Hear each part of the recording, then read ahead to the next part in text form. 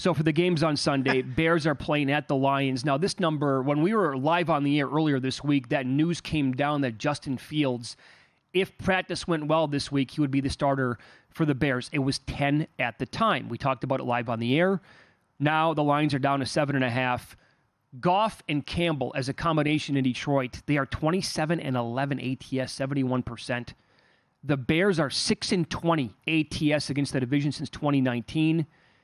They are 22 and 40 ATS in road and neutral games since 2016, and 19 and 35 as a dog since 2019. All these numbers, a lot of the numbers that we're talking about today, available at our website, VSiN.com. I can't believe they've covered 11 in a row in the division.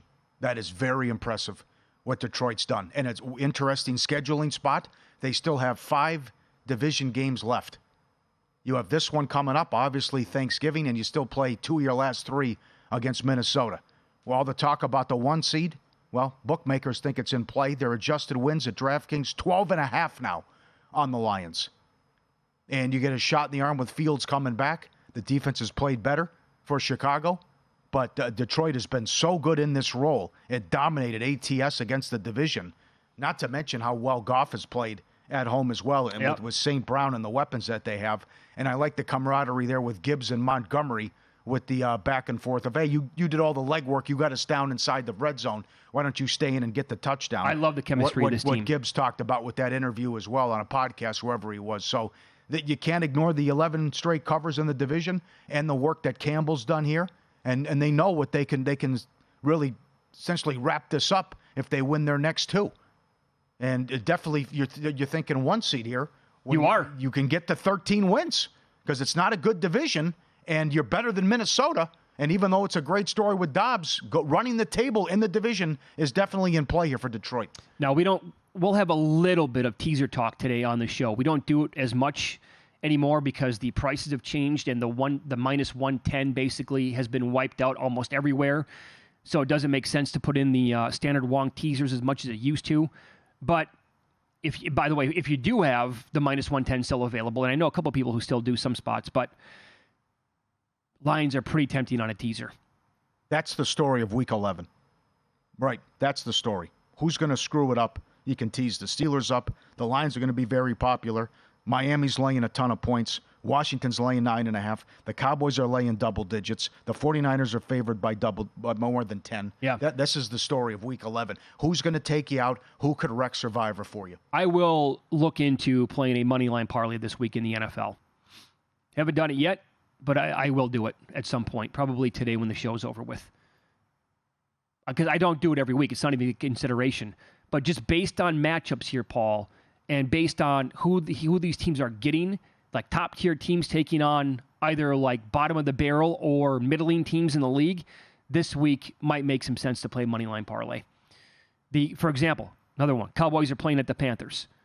And now it looked like Carolina was going to get a bunch of guys back, and all of a sudden yesterday that kind of flipped for players like C.J. Henderson and J.C. Horn. Well, Dak's been awesome as of late. And I would say, like, if somehow the Cowboys could overtake the Eagles to win that division, I wouldn't draw a line through Dak Prescott to win the MVP the way that he's playing. I'm not telling you that he's worth a bet or going to win it, but the guy's playing awesome football at this point. The Panthers are 12 and 23 ATS at home since 2019. And it's such a mess. And it's such a circus in Carolina. And again, this is very simple, but the Cowboys pound bad teams. Well, Carolina's maybe the worst team in football.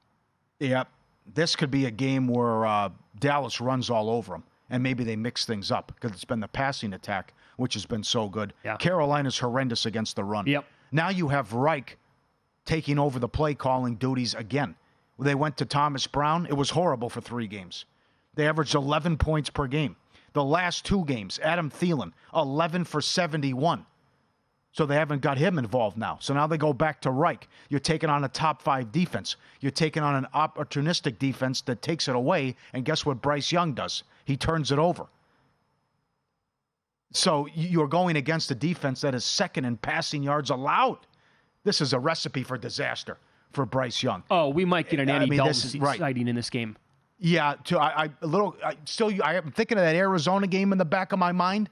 But still, I still have a lot of respect for Dobbs. I can't see Young moving the ball at all. No. Because they're 30th in offense, they're 29th in scoring. And what Lamb has done, now the talk about Hill and Brown, and rightfully so, but if this guy keeps this up, not that he can sustain this pace, but 51 for 617 in his last 4 games with 3 touchdowns to boot.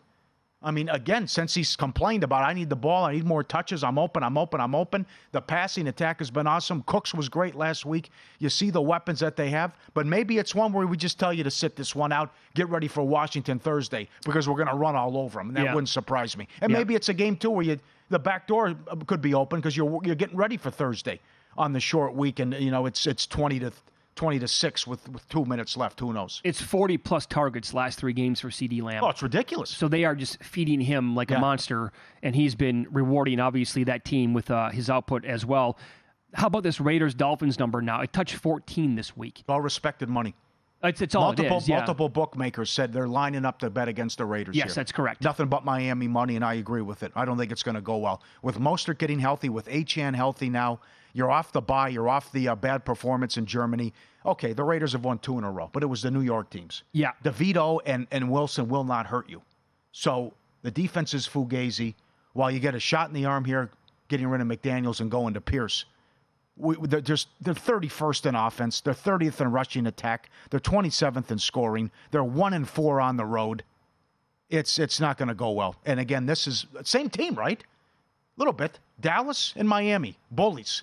Miami beat up on the bad teams. They can't beat the good ones. You could probably say the same thing about the Cowboys, but they could blow them out and dominate them. And I expect Miami to cover in this one.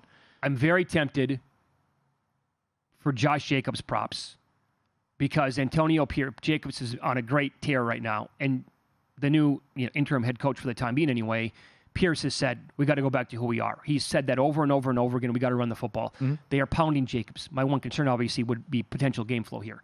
What if it's 17-0 Dolphins early second quarter, and it's just like that game plan has got to go out the window now. So I don't think I'll get involved with him. Although it was pointed out from a Raiders fan that maybe take a peek at Jacobs to lead the league in rushing again this year. He's only 125 behind McCaffrey. And Pierce wants to give him the ball 30 times a game, basically. So maybe there's something there.